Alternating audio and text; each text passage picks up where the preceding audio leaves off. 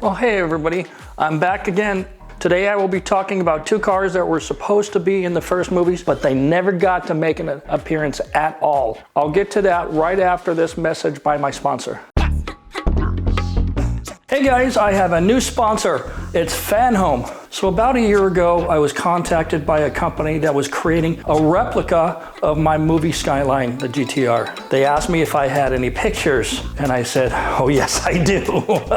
What do you need? We'd like to get those pictures. Okay, so I sent them everything. And when I learned that this car was going to be produced in 1/8 scale, I was super excited. Usually I only collect 1/18 scale cars, they're about this big. This car is about this big. At that scale, every detail is going to show. Even as a kid of 8 years old, I was already building models, starting with cars, then I got into airplanes, and now warships. The manufacturer was kind enough to send me the completed prototype. I was so impressed with the finished product. I immediately subscribed for myself. I didn't care if I get one free or whatever, I'm going to pay for it. The quality is amazing. It's made mostly of metal. Even the wheels are made from metal. They faithfully replicated the tiniest little details, things like the veil side, turbo, oil fill cap, the carbon Kevlar airbox from Group N, and the Nismo titanium strut tower bar, the massive StopTech brakes calipers, the aftermarket gauges that we put in the car. You can read the instrument cluster.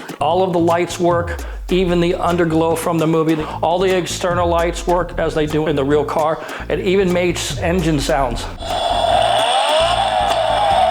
To get yours, you need to go to this website and sign up now. Don't wait. The first run is already sold out, but they just announced that they're going to take reservations for the second run. Don't wait. If you miss it, you're never going to get another chance. Every month, they're going to send the next stage delivered to your door with the instructions and everything, and every month, you'll get a package. So stop what you're doing and reserve your allocation now. Do it now, or you're going to miss out. Let's get into it. As technical advisor, part of my job was to also get the cool parts that we wanted to put on the cars. Also, as part of that, I was charged with helping with set decoration. Why? Why me? Because many companies donated or loaned their products in the hopes of getting their logos on the big screen. So I had to go to those people and beg for parts. If you look at that Racer's Edge scene, all those banners and parts on the shelves, and even some of the t-shirts were part of the effort to make it look like a real car accessory store, and it was right on point. So one of the vendors, a company called Atomic Zen, sent me t-shirts to my home rather than Eddie's shop. So the next time I drove up there, the Picture Car Warehouse, they were filling up the red Ford Lightning with front bumpers and body kits from various sponsors. I think it was like Greddy, Veilside, Wings West, and a few others. And I was looking up on the top of the truck, and I could see part of the bumper, and I look at that, and I was like, that's a Mazda Miata bumper. We don't have any Mazda Miata. What's going on? It was obviously, everybody looked at it and said, yep, Mazda Miata. And then I realized there was no Mazda Miata. We were all looking at everybody else. We looked on the key list. Nope, no Miata. What's going on? In fact, we never even seriously considered the Mazda Miata. Not because it's not a good car. On the contrary, it's a very good car. Actually, it would have been a great car for one of the female actresses, but we didn't think about that really. But the truth is that using convertibles in a movie like this causes problems. What problems? First, when the roof is off, the audience can see that it's not the actor driving the car, it's a stunt driver. We had problems with the Suzuki car on Too Fast, Too Furious, remember? This makes the second unit's job much more complicated because second unit takes care of the stunts. So I asked my boss, are we using a Miata anywhere in this picture? And he said, nope. So back to that box of Atomic Zen t-shirts. The box had banners in the boxes too. So I was told to go over to the Racer's Edge set to drop them off. When I got there, they were still setting up and it looked really good. They already had a ton of just displays of tuner parts, polished nitrous bottles, intake manifolds, wheels, suspension parts. It was a candy store, man. Valve train parts and even wheels. Man, it was like an auto box. Remember that store? But something caught my eye in the corner. It was bright red, and as I walked closer, I could see that it was a car, but I couldn't identify it from 25 feet. It was a beautiful shade of red. It resembled a 1954 Jaguar D-Type, but modern. And I was, what is this? Looking closer, I could see some of the interior. Instead of a proper set of gauges and switches, every gauge and switch was an aftermarket part. Clearly, this was a concept car like those you see at the events, such as the Los Angeles Auto Show. So I'm walking around this car, looking out on the outside, I finally spotted the giveaway. The headlights and taillights were 100% Mazda. Of course, it was a Miata. And I was what?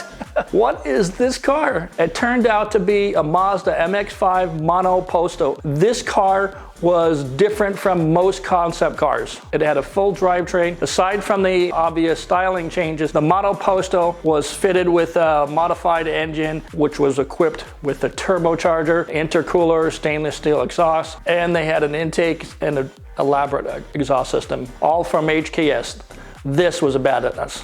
And so with no chance of inserting this beautiful Mono Posto in the first Fast and Furious, the world had to wait to see it on the 2000 SEMA show. What do? They put it in the back of the set, and that was the end of it. Fast forward to 2002, Universal was gearing up for an unnamed sequel. It was going to be called Fast and Furious 2. Universal brought me back to reprise my role from the first movie, so I was doing the same job, trying to help get the cars and the parts and the banners and all that kind of stuff. I was excited because the budget was more than double of the first movie, so I knew we were going to have better cars and better parts. Within a few weeks, we had picked and bought all the cars that we really needed for all the characters. Well, almost. There was a lot of discussion of two cars in particular. The two cars I'm talking about were initially assigned for the barrel race. Brian and Roman were assigned an Eclipse, a Spider, and the Evo, as I said. The bad guys were supposed to drive vintage Camaro and a vintage Dodge Challenger, and they did that, but it wasn't supposed to be that. We had most of these cars locked before we even moved to Miami. But just a few days before leaving to go to Miami, I walked into Eddie Paul's shop here in El Segundo, and I saw 4 bright Opel Speedsters. What? Is that for this movie? Never heard a word about it. And they were all there. They were all painted and everything. The only thing I knew about Opel is that they once produced a car called the Opel GT in the middle 1970s. And I can't be part of this movie. What is going on? The car was, well, not terrible. I walked around. It was pretty nice. After a discussion with my bosses, I reminded them that convertibles make things difficult. And of course, they said that was their first thought as well. You can't use convertibles. I also informed them that there was no aftermarket support, no body kits, no performance parts, and the American audience would look at those cars and go, what the hell is that? That was the last I heard of it. That was it. But I know that there was a discussion behind closed doors, and a week later I was told we would not be using these cars. And I went back to my condo on Friday afternoon, had a good weekend. When I came back into the Miami Picture Car Warehouse on Monday, suddenly there were 4 Shelby kit cars in the Picture Car Warehouse. What? What are we doing? Oh man. So like I said, I don't know what happened to the Opel Speedsters, but I do know what happened to the 4 Cobras. They were sold to Charlie's Angels Full Throttle. That movie was going on the same time. Cars were coming in out of the Picture Car Warehouse. We had Cavaliers, we had a 350Z, we had a Ford Focus, all these cars from Nopi. I think we used them as background cars, but a lot of cars came through the production. Some of them did wind up being in the background. Most of them did not. They just went back to their owners. So, all right, I'm gonna wrap it up. Thanks for watching. Before you go, please like and subscribe. I'm getting really close to 250,000 subs, and I'd like to hit that number before the end of the year. Well, that's gonna be it for today, everybody. Thanks for watching. See you next week.